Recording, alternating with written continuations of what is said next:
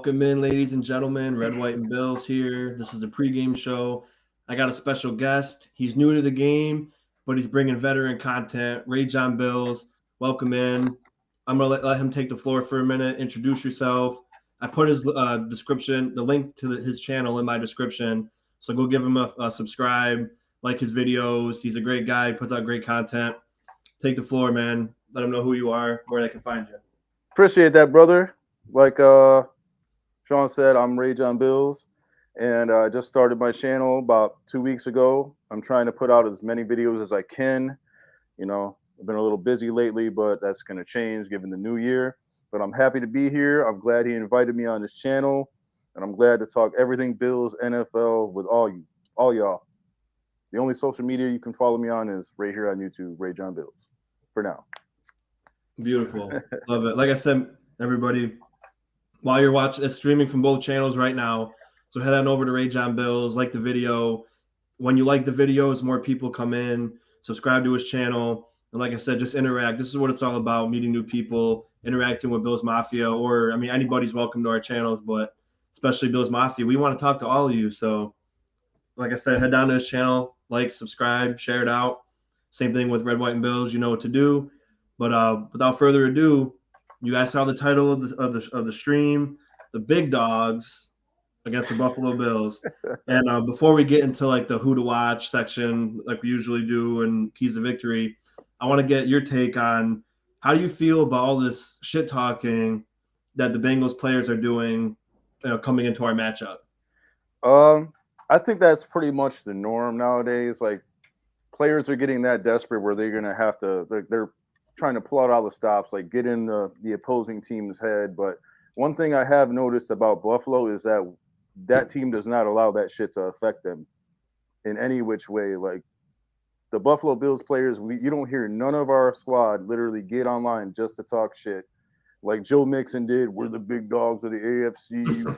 You want to go to the AFC or the playoffs? It's through us. Well, we're coming, and we're gonna go through you. We're gonna run over you, and I can't wait to hear Joe Mixon just humble himself tomorrow night post game, and Joe Burrow to just sit there and not say a word and just look down. Yep. That's all I want to see.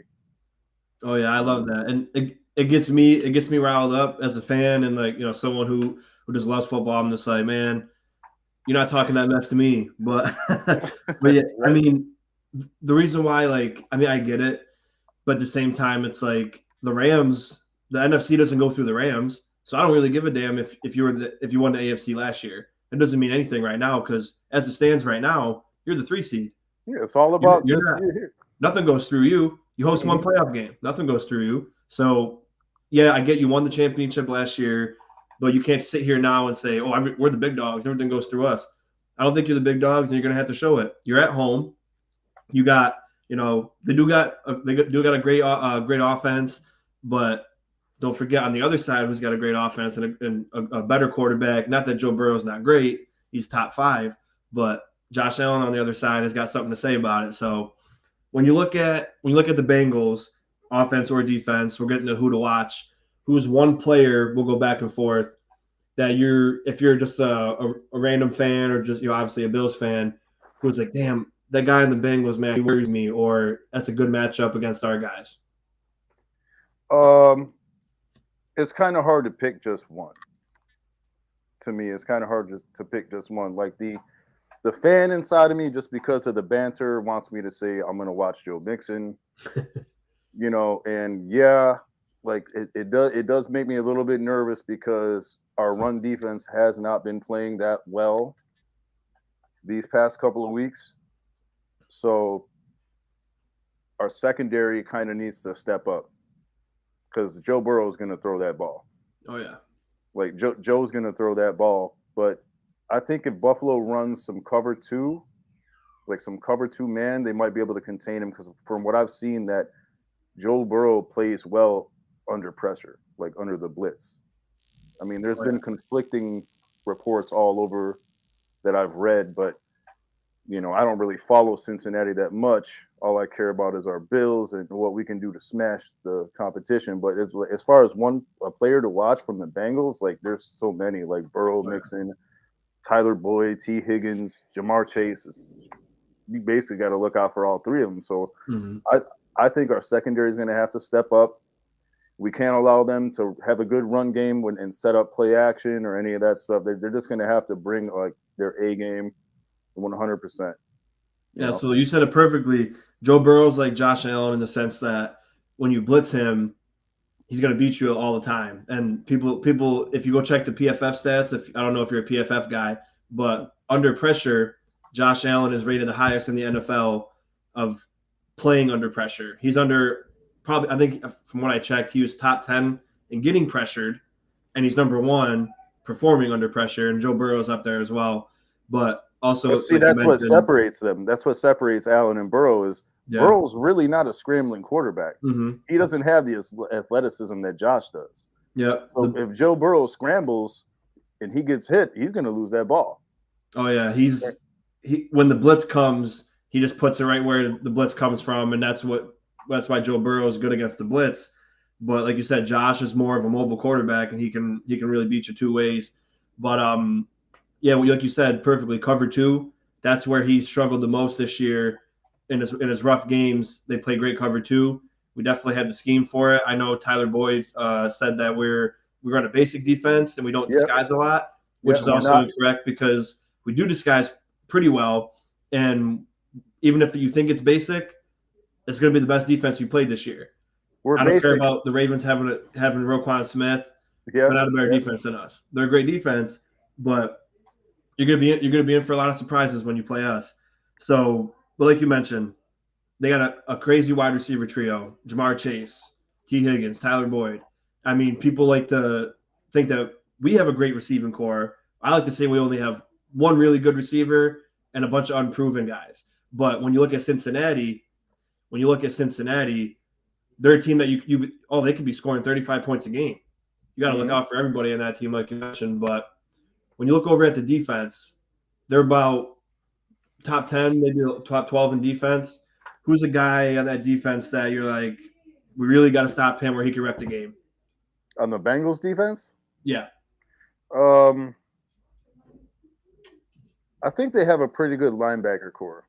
I'm not familiar with their names, like I said, but it's like their run defense is better than their pass defense.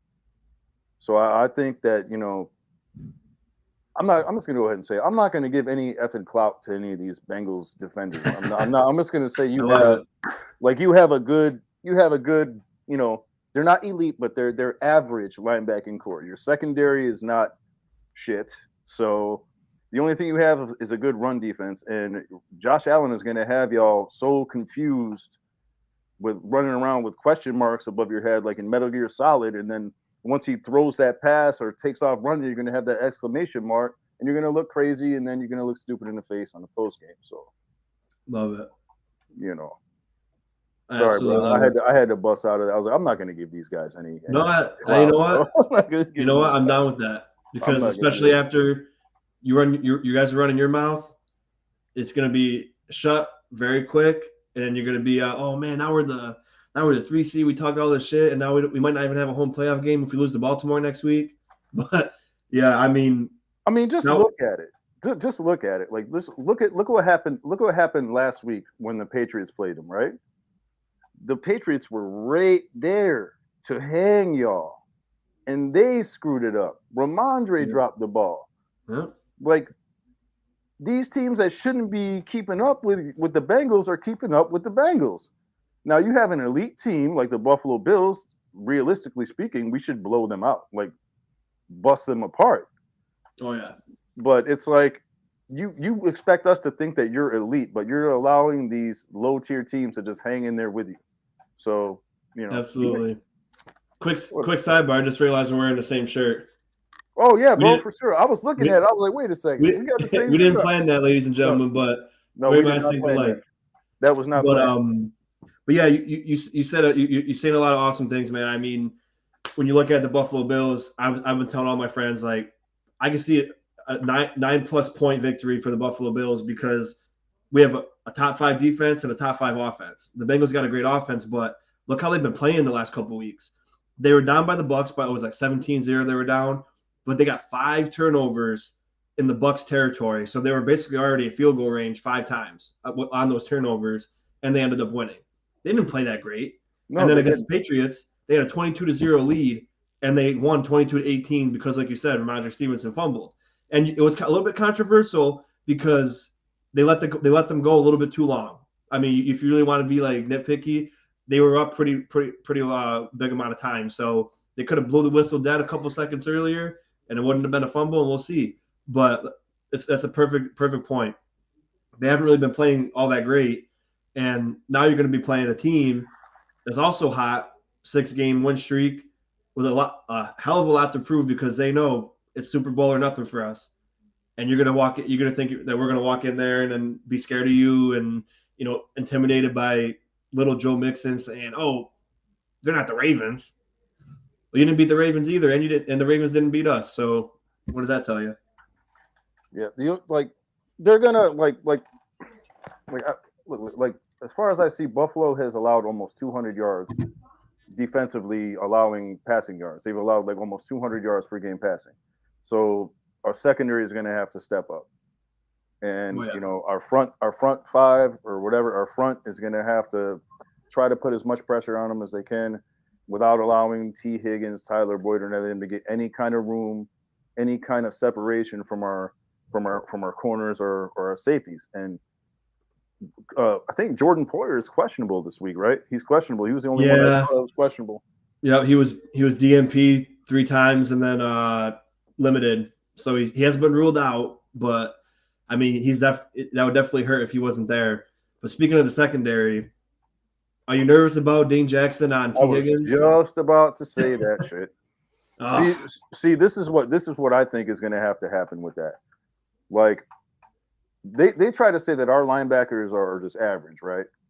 Tremaine Edmonds and Matt Milano. Dude, those 2 guys are literally sideline to sideline. They're not just like if they want to blitz and do the pass rush, they can literally cover that entire middle of the field, just sideline to sideline. Them dudes hustle, so we're gonna need a big game out of them. Honestly, I don't even think we should blitz at all. Definitely not. No, definitely not. I don't think we should blitz at all. We should focus on stuffing that run game with Joe Mixon's loudmouth ass, like stuffing him. And then not allowing anything to open up for Cincinnati at all. Just keep them on their heels. Who fills in for Poyer if he's out? That's a good question. It's such a hard choice because I'm not okay with any of them. I know Hamlin's been playing phenomenal. I love Hamlin and Poyer. I mean, I guess maybe Cam Lewis. That'd be the better 2 evils, I think. I say Cam Lewis. Cam Lewis. Oh, definitely. I mean, Jaquan Johnson, he could hit, but I like Cam Lewis's coverage better. I know he had the Jefferson play, but I think he's still better in coverage than Jaquan Johnson. But this is my friend Mike from Nickel City Mafia. I do a lot of work with him. Mike, how you doing? Thanks for tuning in. What's up, Mike? But damn, I mean, let's just hope Poyer's in. But I don't know how do you feel about it, man? I'm pretty sure he'll be there. Yeah, I think he even if he's questionable, he feels like he's hurt. He won't want to miss his game. This is like as good as it gets. This everything on the line. This is basically like an AFC Championship game. If you really think about it, that's what it feels like. That is what it feels like, and I'm trying not to stress out about it and get my nerves all stress. Up, but I know we're going to come out with a dub. I was hoping that Kansas City lost today, and they almost did again to another sorry-ass team. The Broncos play them real good, and I mean, I know the Texans did too, and they just couldn't. They just couldn't really get all the way through there. And I said it before. Like, we have a top we had a number 1 defense last year. We had a top 5 defense, barring all the injuries this year. We could have been even better. But you don't beat Kansas City with defense. You beat them with offense because their defense is trash anyway. Oh, yeah. But Mahomes, even if you're a great defense, Andy Reid's, even though Andy Reid's annoying to me, but he's a genius, and Pat Mahomes is great. So they're always going to score on you no matter what. So when I see Kansas City, how they've been playing, I get even more confident because I'm like, I already know that if it happens again in the playoffs, it's gonna be a wrap. It's gonna be a wrap. But we're on the Bengals now. I don't want to get too far ahead of myself. But I mean, when you look at our guys offensively, I've been one in the last couple of weeks to be really upset with how Diggs has been. I felt like Josh wasn't even looking at Diggs last week, and the week before he only got 5 targets. And I'm just sitting here like a number one receiver, especially of Diggs caliber, should be getting at least 10 targets a game. You look at Cooper Kupp, Justin Jefferson, Jamar Chase, they all get like 12 to 18 targets. And I'm just like, what are you doing, man? Like, get Ken Dorsey, you got to get Diggs involved. And this is a game where I think he has to get at least 10 targets, or we're doing something wrong in our coaching staff. How do you feel about Diggs target share the last couple of weeks? I think that speaks just by looking at Diggs live on TV. His frustration. You can clearly see he's frustrated that he's not getting the targets. He's not getting the ball as much as he should have. But at the same time, I think it does fall on play calling, on Ken Dorsey. He's not scheming him to be open. Like they're like Dorsey and Dayball could have worked together, but Dorsey is not good, doesn't have that offensive mind like Dayball does. Like he just does. Like Dorsey will take something that's working. Like you've seen it against all year long. We'll run the ball and we'll run it well. Then all of a sudden he'll stop, scheme some stupid ass plays together. Josh will throw an interception or two, which is why what has he got 13 this year because of dumbass play calling. Until Josh gets tired and ends up saying, "I'm taking over," and hauls ass by himself. You know, this guy needs to get his priorities straight. We have the receiving core to do it. I feel like Diggs is doing everything he can to remain elite, and Dorsey's fucking up his play calls, fucking up his schemes, just him all around. And from Gabriel Davis went from being a badass receiver, now he's just mediocre. You know, Isaiah McKenzie is just, I'm sorry, dude, he's just not performing well. You know, Cole Beasley, you barely see him on the field. We just got to come on, man. Start getting this guy in there more. And the guy we let go of, Isaiah Hodgins, he's balling out in New York. He's balling out in the Giants. Hey, everybody that's been watching me since the cuts happened, I said we take a guy like Jake Kumaro over, which I understand the special teams, over a guy like Hodgins. And you could have took both. You could have took both receivers and had 7, but they chose not to. And I said he's going to go somewhere else and be really good. And we got lucky. We cut him, and we got to bring him back because nobody picked him up. And I said, I know that freaking fat slide Dayball is going to take him eventually. And then he did. And then now look at him. Now he's doing awesome with Daniel freaking Jones. But like, I mean, I love Gabe Davis as well. He's got a ton of potential. But in my mind, as a wide receiver too, I know other people out there, I've seen other places where like he's better than most number 2s, but in my honest opinion of evaluating a number 2 wide receiver, he's disappointed me. And my opinion of a number 2 wide receiver is in the event that you're number 1, like in Kansas City last year, when your number 1 is getting bracketed and double teamed, a number 2 you can go to every time, and he can make plays like Gabe Davis did, 4 touchdowns, 200 yards. Again, albeit not that stat line every time, you can rely on him. Davis has the most drops in the league. He has, the highest drop percentage. He averages 3 catches a game, 3 or 4 catches a game. That's not a wide receiver 2. We can't rely on him all the time. He's so inconsistent. And then McKenzie, he's another guy he's a potential guy.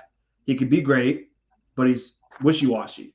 We finally got Cole Beasley back. Crowder was going to be that guy where I thought he could be awesome, but he got hurt, so that just stinks.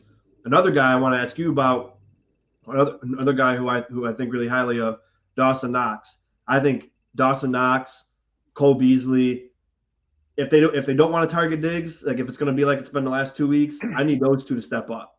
I need those 2 to get a lot of catches. You said Dawson Knox, right? My thing on Dawson Knox, I love Dawson Knox, man, and I got 2 words to describe him right now, and that is underutilized. They have not used Dawson Knox the way he should be being used in the ball game. And like that all goes back to Ken Dorsey. Yeah. Like, I'm not like all these other idiot fans like on Facebook or whatever that are like, fire Dorsey and fire McDermott. No, man. Like, sit his ass down and say, look, we got to get this shit in line, man. You need to get your shit together. Because we got the roster, we got the players, we got the staff. It's on you. Mm-hmm. Sit up in that booth and do the right thing. And it's Absolutely. just, you know. No, there's a lot of truth to that. And the way where I sit on Ken Dorsey, we've seen him in the first few weeks have the best offense in the NFL. And then you see him struggle. And that's the unfortunate part of it is because he's new, he's going to have those growing pains. But we're a team that's ready to win now. So like you said, you got to get it together quick. We have to put even more pressure on you because we're a team that can win a Super Bowl this year. We can't have you holding us back and you not knowing your players and how to utilize them.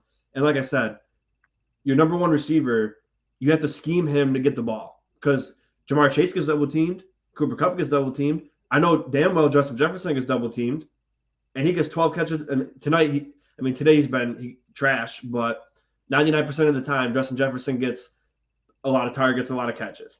You got to get your best people the ball. That's how you win football games. Josh is one of your best players. He always touches the football. Diggs is your second best player. He always needs to be near the football. Again, you can't give him 30 targets a game. But if you're throwing the ball 30 times, he's got to get at least 10 to 12, at least targets. Yeah. And, that I put that a lot on Dorsey. I noticed against the Bears, Josh didn't even look at Diggs. And Diggs had a lot of one-on-one matchups against bum corners. And he didn't even look at him. So I was just like, is it part of it? Is he just like, I want to work on these other guys and get them more confidence before the big game? Because I know Diggs is going to eat no matter what. But it just frustrates me as a fan and a content creator watching, like, you got one of the best receivers in the league. And, Tyreek Hill. Look at Tyreek Hill. He could get the ball anytime, anywhere. Double team, triple team, don't matter. We got to be responsible as coaches, not me, but, like, the coaches do. Get your best player the ball. Because, Joe Burrow's going to get Jamar Chase the ball. He's gonna give everybody the ball. They're all gonna get touches. All of them. They're all gonna get touches. Absolutely. How do you feel? I know it was the Bears, but do you feel confident that we can run the ball decently against Cincinnati, or do you think it's just going to be an air raid attack?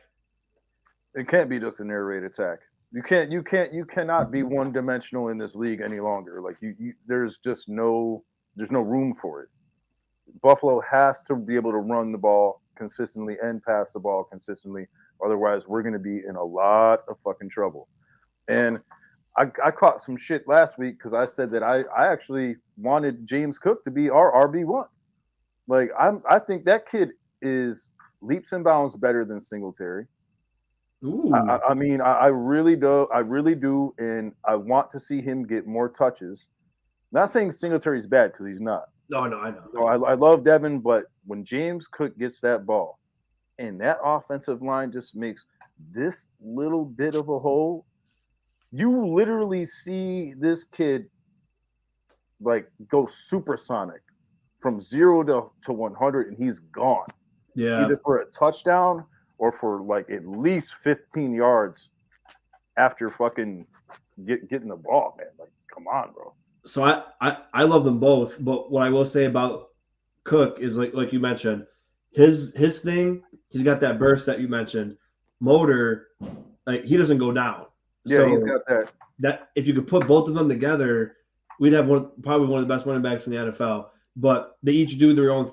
I wish we could keep them both, but I honestly think they're going to let Singletary hit the market next year because we got Hines. And they don't even use him either, which pisses me off. But that was another worthless trade. Like, I was like, "What?" You got to use it. Like, I don't know. And people were like, "Why are you so pissed off about getting Hines?" I said, "Because we're not going to utilize him. He's the fastest guy on our team. We're not going to use him. I guarantee it." And here, I got one for you. I got one for you. Like, you see that whole Odell Beckham thing, right? Oh, I forgot about that. Everybody wanted, everybody basically has, but it still like lingers in my mind from time to time. I'm like, man, if we had Odell, and I'm like, no. Then you look at the Cowboys, they get T.Y. Hilton. Yeah. And now he's balling out. Now, why the fuck didn't Buffalo go ahead and grab T.Y. Hilton? Yeah, or utilize the guy that got Cole Beasley. Yeah, they're not doing that either. So it's just just a whole bunch of head scratchers going on around like what the decisions that are being made. Who the hell am I? I don't know anything. Hey, you know. trust me, I as fans we're allowed to like. Speaking of Facebook, it was funny.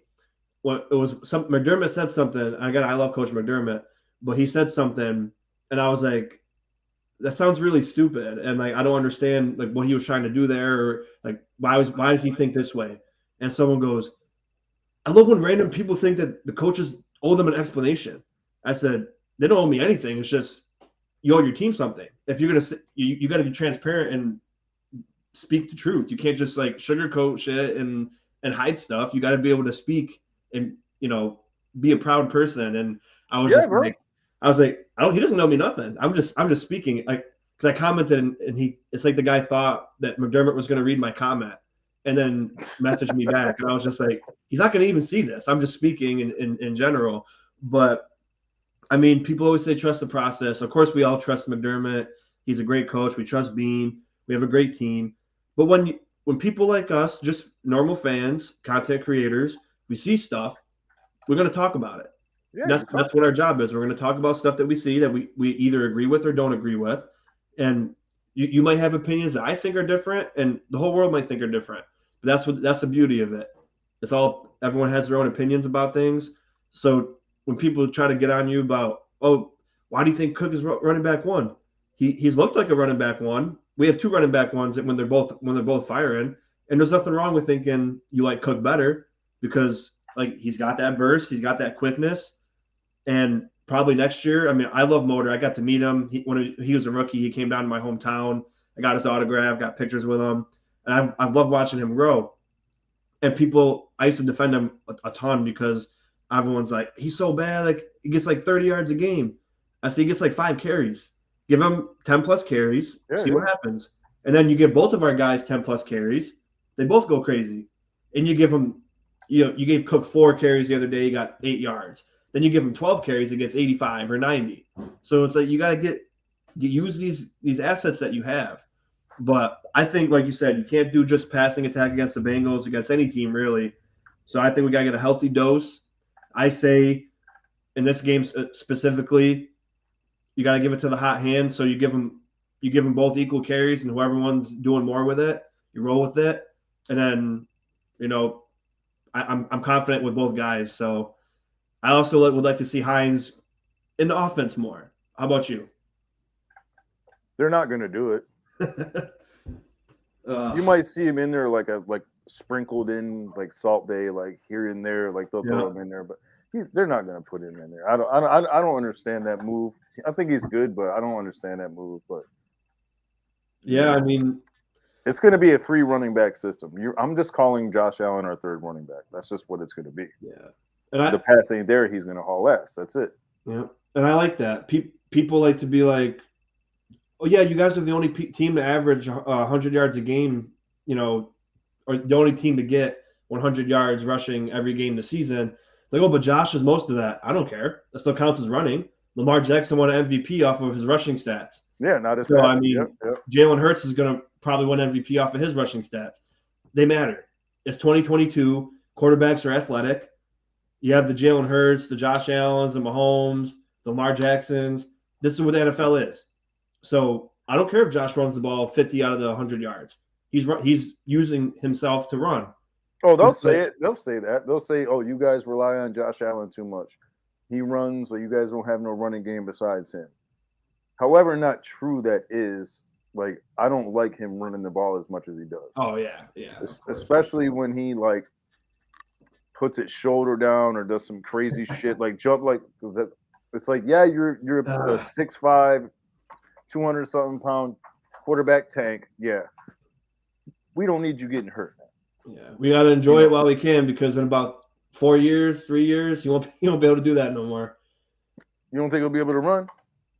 Jump over people and like run them over. He'll be able to run, but like if he wants to elongate his career, because you got to think about it, man. I mean, people nowadays are huge. They're so fat. That Milano hit, I posted it in like real speed.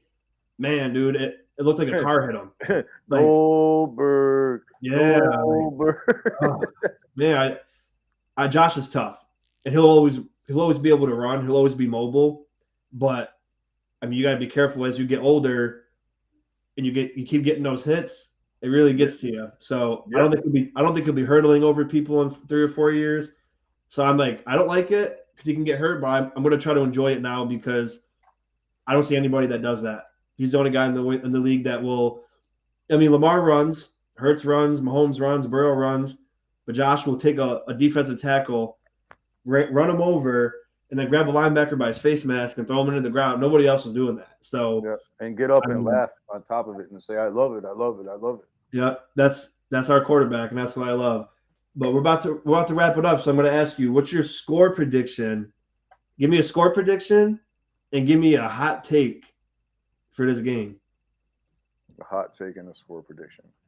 Well, my score prediction for this game is probably going to be somewhere along the lines of what it was last week against the Bears, where I was a point off. Ooh. Like, I think it's going to be 35-14 Buffalo.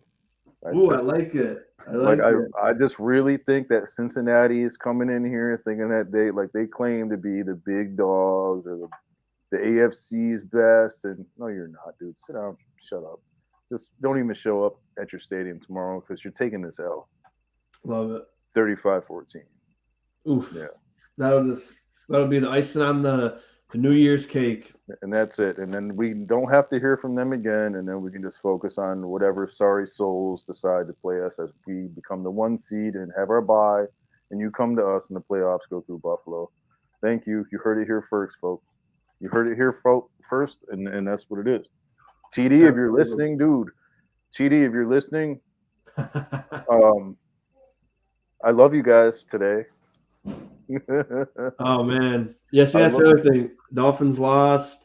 Yep. I mean, the Eagles lost again. All these teams are losing, so it's like the Bills got a chance to finish with the best record or tie with the best record. We'll see.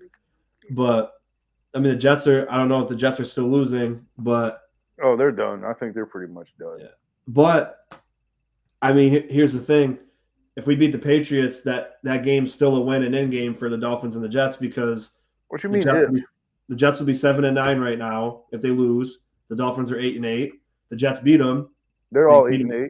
They beat them twice. They'll be 8-9. They'll both be 8-9, and then the Jets will make it. So the Jets are relying on us to win next against the Patriots, but it's going to be a crazy finish for them. But the Patriots aren't beating us.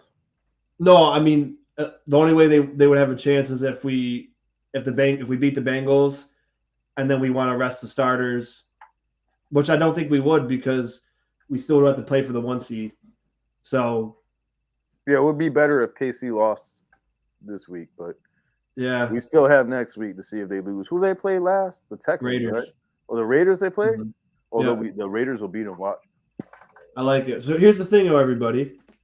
It's not about what the Bengals and the Chiefs do because as long as we win out, it don't matter what they do. The Chiefs can win out. It don't matter. So the Bills win out. We control our destiny, and we can get that 1 seed. And oh man, that'd be amazing. Guess what that means, bitches? Yep. You're coming to Buffalo. And here's the other thing: you got 3 teams right now, the 3 best teams battling for the 1 seed. If we get that 1 seed, and then in week 18 they're all going at it, we get the rest. They don't. So they're going crazy the last 2 weeks, playing hard games, and then they got right back into playoffs. And then the Chiefs and the Bengals will have to play in the divisional round. Mm-hmm. So one of them, if it falls how it's supposed to be, the Chiefs and the Bengals will play in the divisional round. And then, we'll see. But my score prediction, I'm just going to say it's going to be a little bit closer. I love that score, but I just know, like, in my heart, it's going to have us going like, oh, this team sucks to, oh, this team's the best. Oh, this team sucks. It's going to be a crazy game. So I'm going to say 34-31 Bills. And my hot take is that after this game, Josh Allen will be cemented back into the chance at the MVP because Hurts will be out. Mahomes didn't play a great game today, I don't think. He threw another interception against the Broncos, and they almost lost. And if we beat Joe Burrow, he beat Mahomes, Joe Burrow, and he'll be the first quarterback to get 35 plus touchdowns, 7 plus rushing touchdowns. After he already did a 30 plus, he's just breaking all these records and he's doing amazing. So I don't know if that's really a hot take, but it'll put him back up. I'll say another one. Dawson Knox gets 2 touchdowns and 100 receiving yards. Oh, that would be great, man. That would be beautiful. Ooh, 38-31 Bills, Mike. Yeah, he's right. Like I was more optimistic, I like that. but that you guys' score prediction is legitimate enough to par. Mine is more optimistic.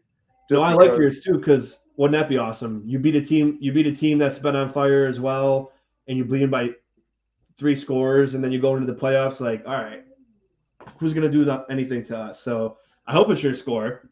I don't like these kind of games because it stresses me the hell out. Regardless, tomorrow Buffalo's coming out with a W. Oh yeah.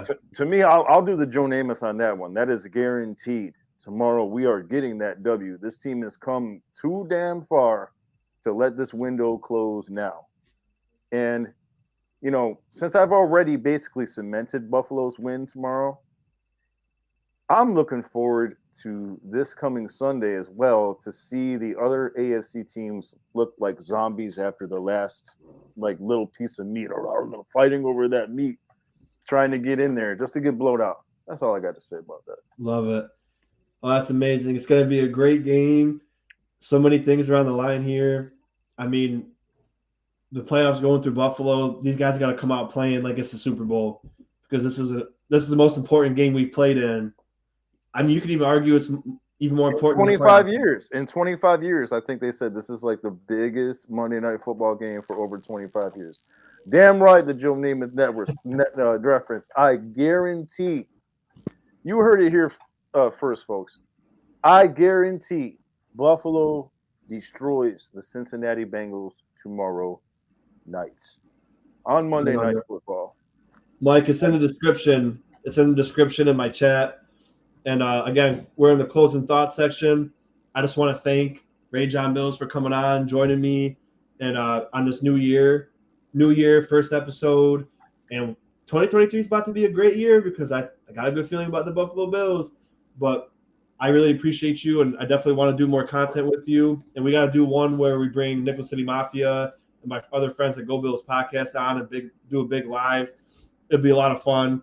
But let's hear your closing thoughts and plug in your channel again one more time. But again, it's in the description, everybody. Please go over there, Rageonbills, and subscribe to his channel. Let him know that you came from here, like his videos, and let's help him grow, man.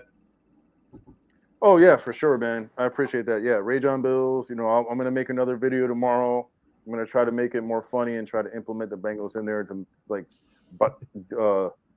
degrade them as much as possible. Awesome. Because I have no respect for people that show us no respect. So, yeah, closing thoughts for me would be that Buffalo is going to win tomorrow. Handedly. We're going to destroy the Bengals tomorrow. The rest of the AFC is going to bow at our feet, and they're going to be kissing the golden statue of Josh Allen. And at the end of the day, we're going to win the Super Bowl. And I'm going to say it right here, right now. This is going to be our first Super Bowl win. So, you know. Let's do it. Bring it. Call me overly optimistic, but I'm not going to be negative. Not about this team. No, man. We've endured enough, and this team's got it. So we deserve it. People can be mad all they want. This team and the fan base watching this team, we have the right to say this is the time, and I believe it's going to be the time. But thank you, everybody, for tuning in. Again, go to Rageonbills, subscribe to the channel, and we'll see you next time. Go Bills. Go Bills, brother. All right.